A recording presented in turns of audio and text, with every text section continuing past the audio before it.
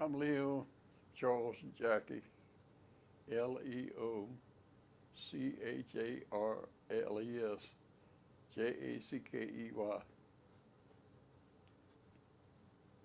And when's your birthday? June 18th, 1931. And where were you born? I was born in Louisville, Kentucky. Do you have any siblings? Yes, I got 2 brothers and 2 sisters, and I've got a family of 5 right now. I've got 5 children. My wife's, I'm divorced from my first wife, and I'm a widow from my last one. So what high school did you graduate from, and what were you doing right before the Korean War broke out? Well, I quit school when I was in the 8th grade, but I went back and I got a GED, and I also got an associate's degree in labor study from IU, Indiana University. So that must have been after or before you went to the Korean War? Well, just like I said, when I went in the service, I only had 8th grade education. But after I got out of the service, and I went and took the, just like I said, I got a GED, an associate's degree from Indiana University. I see. So how old were you when you enlisted in the military? Well, I just turned 17 when I enlisted. And I turned 17 June 18th, and July, early in July, I joined the service because my stepfather died in Louisville, and I went down to help her out, my brother and I, and they passed a law. I was working at a bowling alley, and they passed a law where I had to be 18 to work, and they had to let me go because I was only 17. I didn't know what to do with until I was 18, except I joined the Army. So I joined the Army for 2 years, and they sent me to Fort Knox, Kentucky for basic training. And after my basic training was over with, they sent me to Germany because they was having trouble with Berlin, getting supplies in, and that's when they built the Berlin Wall. And they sent me to Frankfurt, Germany, but they had to move me out to move the Air Force in. And I was in the 1st Division in Germany, 18th Regiment, 18th Regiment. And I stayed over there 19 months. When I got out, 19 months, I signed up for only 2 years. And so they let me out when I stayed over there 19 months because the 2 years was over with. And they put me in active reserves and sent me back to Indiana. In about 3 months, they called all the inactive reserves from Indiana and sent us to Fort Hood, Texas for a 2-week refresher course. And then they put us on ships and sent us to Korea. I think I went over on the George W. Gothels, and they stopped at Tokyo and let us out and put us on trains and sent us down to Sasebo, and they sent us over to Korea in kind of mat bottom boats, you know, and that's how I got in Korea. When was this? This was in 1949. 1949. And what did you think when you were being sent to Korea? Did you have any kind of emotions or thoughts about where you were going? And did you know where Korea was? I didn't know where I was going, and there was very few maps over there, you know, I didn't have access to them anyway, you know. All I did was what they told me to, you know. And they put me in the 3rd Division, Company B, 7th Infantry Regiment. And that's where I stayed. That's where I stayed while I was there. I wasn't there long period of time. And did you say 7th or 17th Infantry? The 7th Infantry Regiment, not the Se- division now. 7th Infantry Regiment. Yeah. Regiment of the 3rd Division. 3rd Division. Okay. So, where, could you say again where you arrived in Korea? I don't remember a lot of places over there, you know, by names, because I just did what they told me to, you know. Mm-hmm. But when the ships got close to Korea, you know, and we got off the ships, you know, I noticed the people walking around carrying everything on their back, you know, it seemed like it was an A-frame. I don't know what you want to call it, but I thought I was back in biblical days, you know, and that's how I got started out there. But of course, they sent us one place and then the other, and I did wind up close to the Chosin Reservoir. I don't think we ever got inside the Chosin Reservoir, but we got them 2 towns south of. That's where we got our first combat, you know, my division. So you weren't a part of the Chosin battle in the reservoir itself, but you were near it. Yes, because I was in the 8th Army. See, the whole 8th Army was involved in that included the 3rd Division. So what was the 8th Army's job during this time? What was your duty? What were you sent there to do? I was in a rifle company, and I was a gunner on a 3.5-inch rocket launcher. That was my specific job.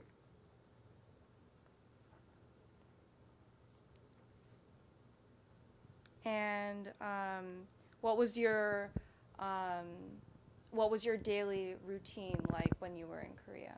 Well, we just got up and did what they told us to. It wasn't very long after I was over there, my squad leader got killed. His name was Sergeant Raymond, and he had 2 daughters. He was married and had 2 daughters, and he was killed in action. And I got wounded. Where were you wounded? I was wounded in the hand. Okay. And how did that happen?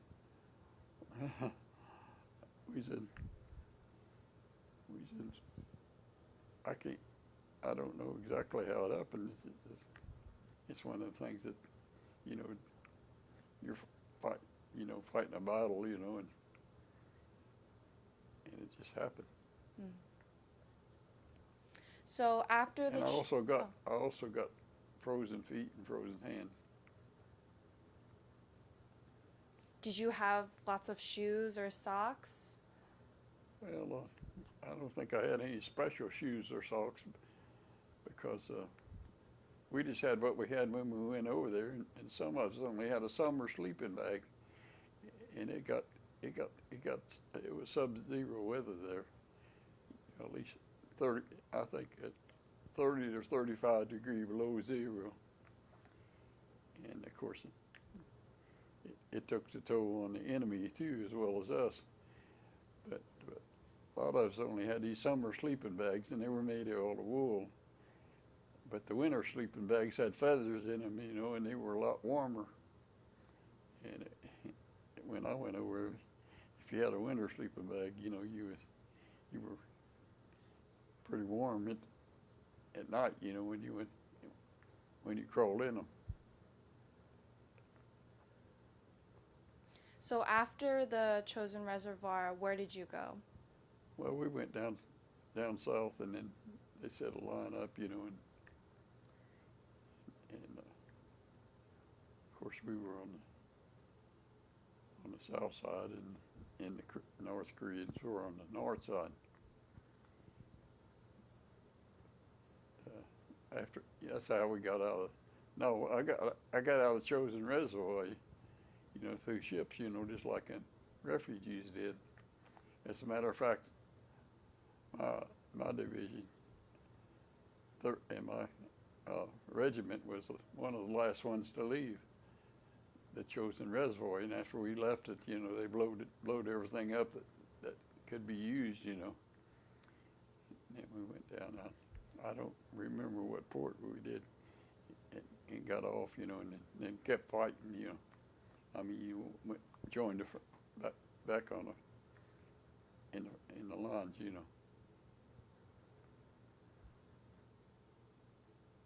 So after you left on the ship, you went down to where? I don't know. I don't know the port where we unloaded, but we got up, and helped farm the line. Pan Moon John, I remember that. I think Pan Moon John was the last town that we captured, when I was with the 3rd Division. Sorry, could you say that again? What happened at Panmunjom? Well, that's where we was fighting the last place, when I was over there. And they sent me home. Not too long after that. I wasn't over there quite a year. But they sent me home. In what year? In 50. In 51. Because it was Christmas when we left.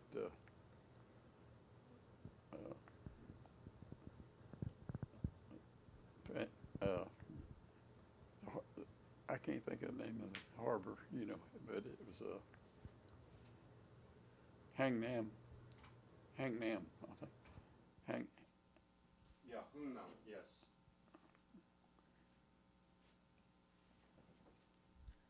So you left through Hungnam Harbor? That's how we went down south, yeah. But I said then they sent me home, Mm-hmm. and I never did go back after they sent me home. And when were you discharged from the military? I was discharged in 51. As soon as you got home? Did you do After anything? I got back home, yes. Yeah. Because, I only had a year's obligation, in the reserves. And that, and of course, I was active reserves is what I was. I was in the reserves, and they called me, from the active reserve is what I was.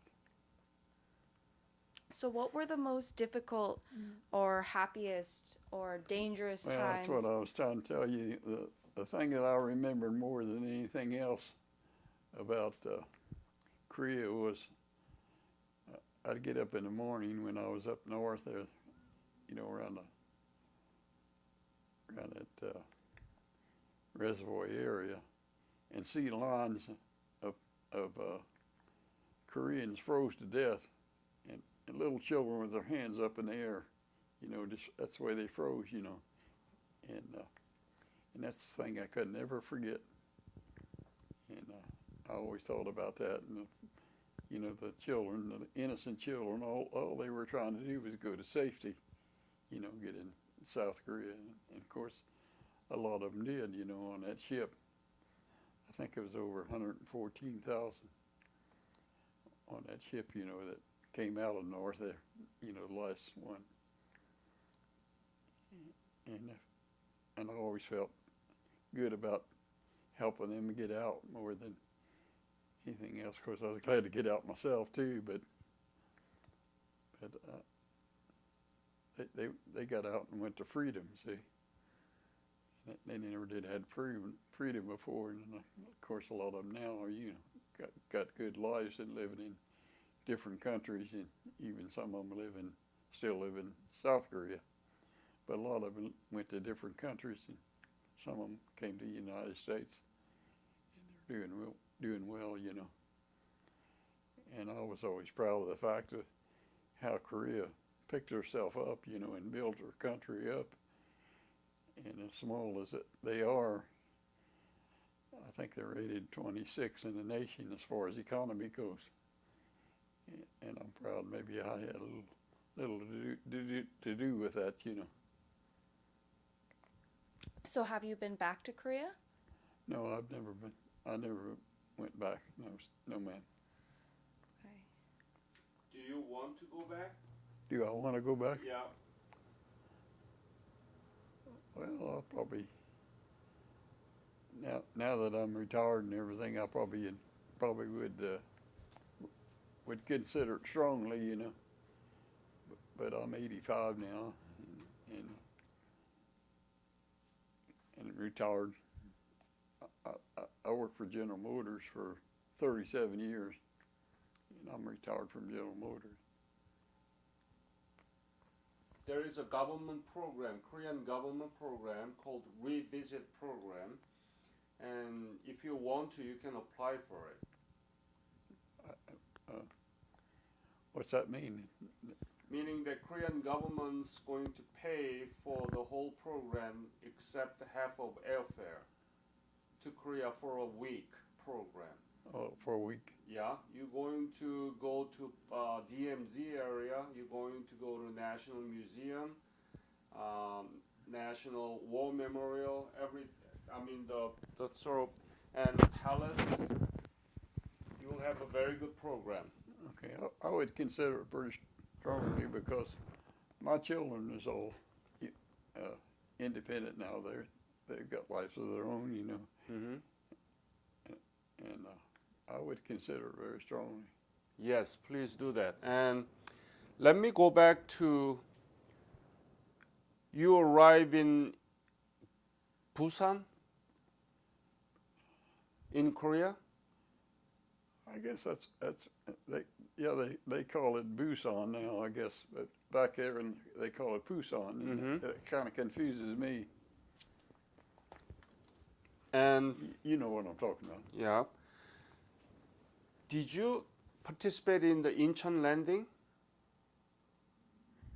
Well, no, I can't remember whether I did or not. My memory's not as good as what it used to be, and Mm-hmm. I'm sorry. I can't remember. I can't say for sure, you know, that I was in the Incheon landing, but that happened right before. I know that happened right before the Chosan. Yes. And you were there in Chosun, the Changjin Reservoir. Where were you? Do you remember? There's two little towns at the south, and that's where we first got in. Our first combat was in the first two little towns south of the reservoir. Mm-hmm. And we fought. We took it and left it and came back and took it and left and came back before we finally went down to Hangnam. Yep. And that's another thing, they pronounce different now right than they used to. And it confuses me because that road that we had going to Hangnam was very narrow, and it was on the side of a mountain, and we had a truck that got too close to the edge and went over in it, and we just had to get the supplies out of it, and they left the truck there, my company. Mm. Does Hagal Uri ring the bell to you? Hagal Uri. How old am I? Hagal Uri. Hagal Uri. Godori? Jinungni? Anything remind you the location of the Changjin Reservoir? Well, I know it. I can see it. You know, I can find it on the map of Korea. Could you look at this map? Where were you? Well,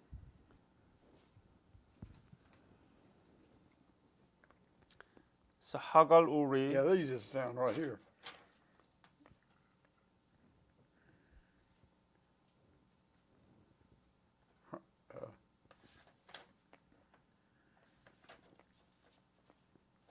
Right in that area. You were there? Yes. Hagal Uri, right? Mm-hmm. Mm-hmm.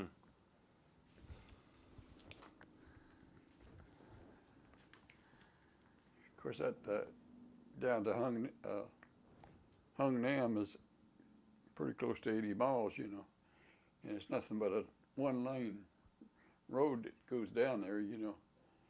And after you get on that road, you can't. There's no two-way road; it's just one-way. Mm-hmm. Very narrow. Narrow. Yeah. On the side of the mountain, just like I said, our deuce and a half, you know, got too close to the edge and tumbled over, and they left it there. Mm-hmm.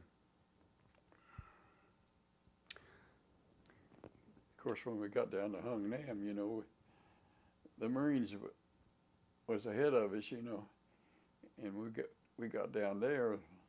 The Marines left, and we were the last ones to leave Hungnam. Mm-hmm. When we left, some of us had to go out in ships and climb them rope ladders, you know, to get in the ship.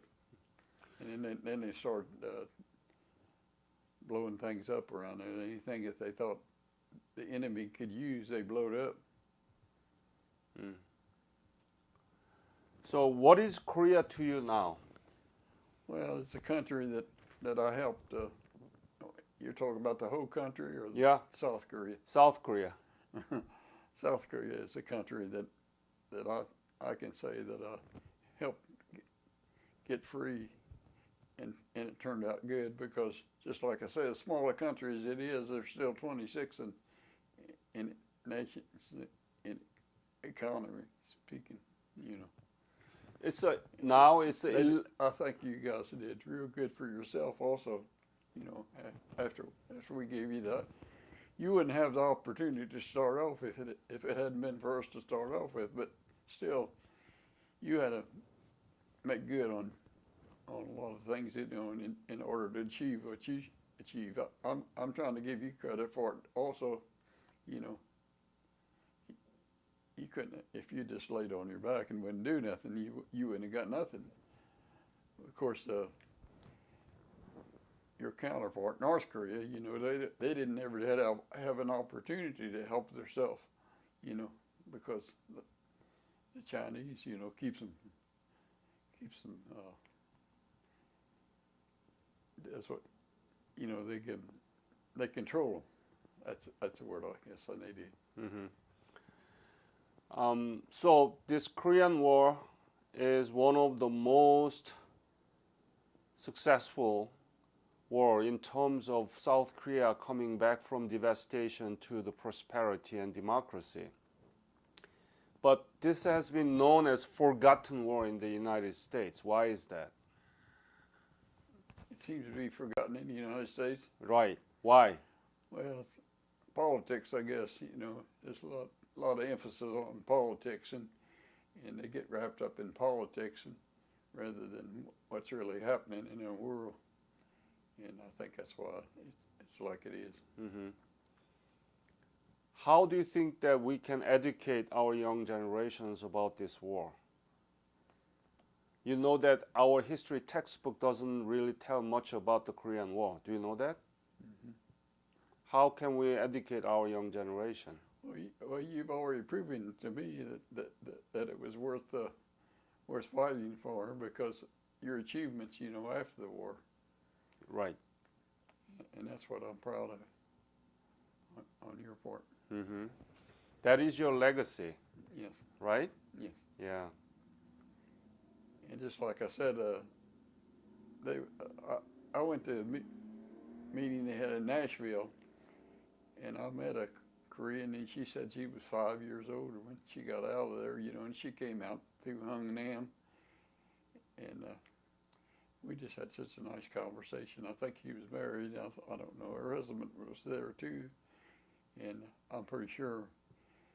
But I didn't talk to her as much as I would have liked to, but all the time I talked to her, I enjoyed it, and she seemed to enjoy it, but she just was on the committee, you know, to take care of serving some food, you know, at the banquet, and she had to work, you know. But just like I said, I think her husband was with her too, and she's a United States citizen now. How do you feel when you join this reunion every year, every 2 years now? Well, this is the second one I went to, and I enjoy it. And I just love Koreans, you know, because they appreciate what we done for them.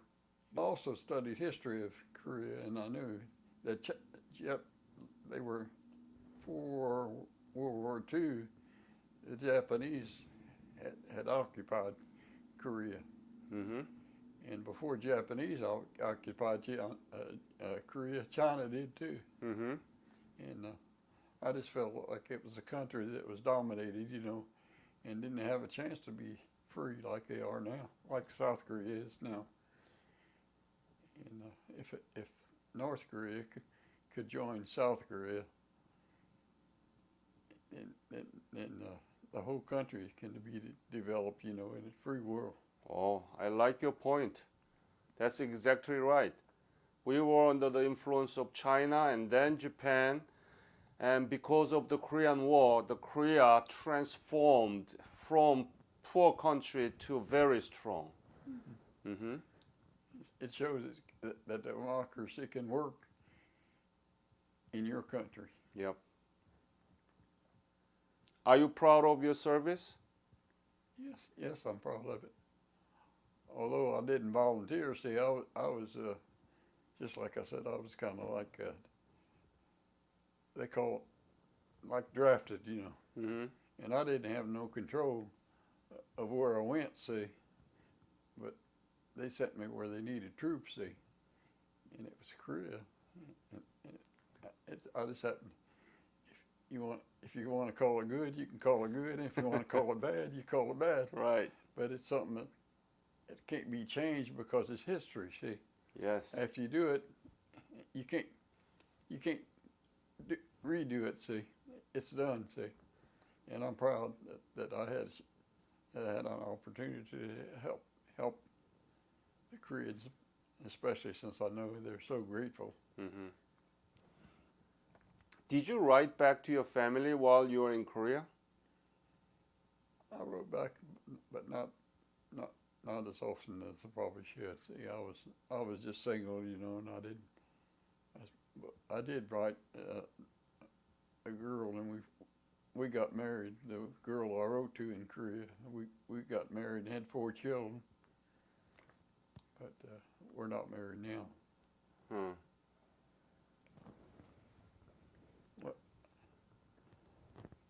It was, well,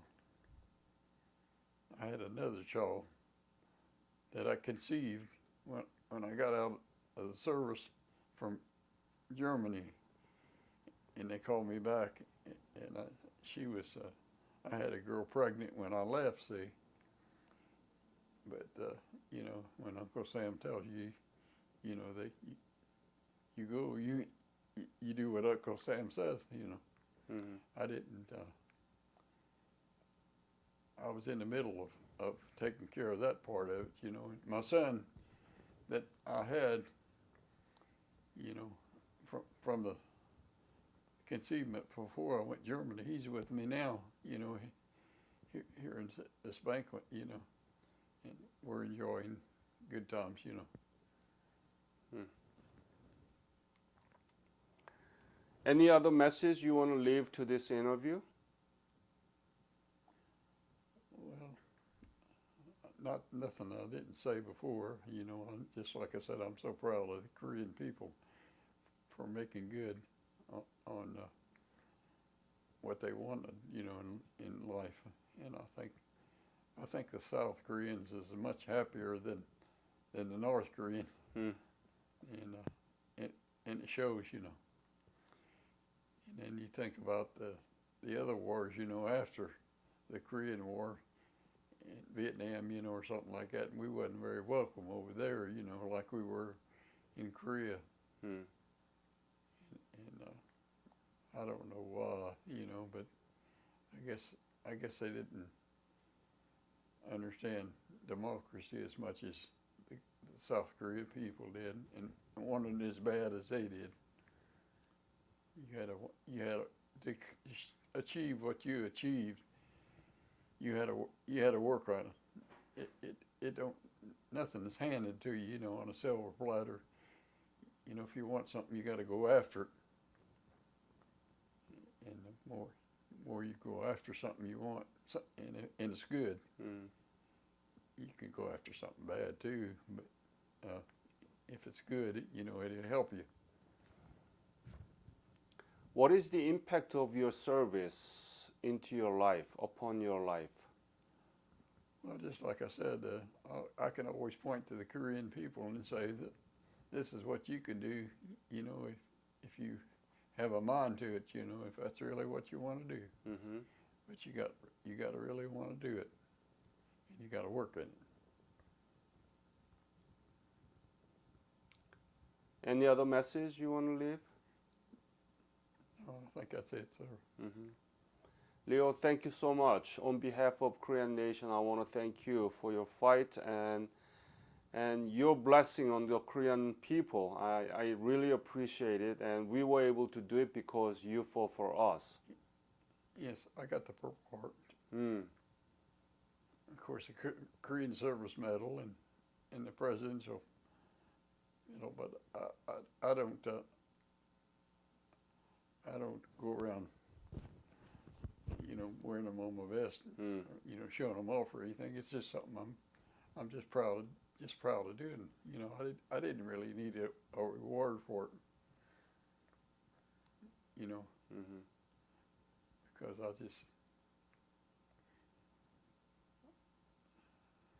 I had an obligation to serve, you know, one more year of service, and they called me in, and it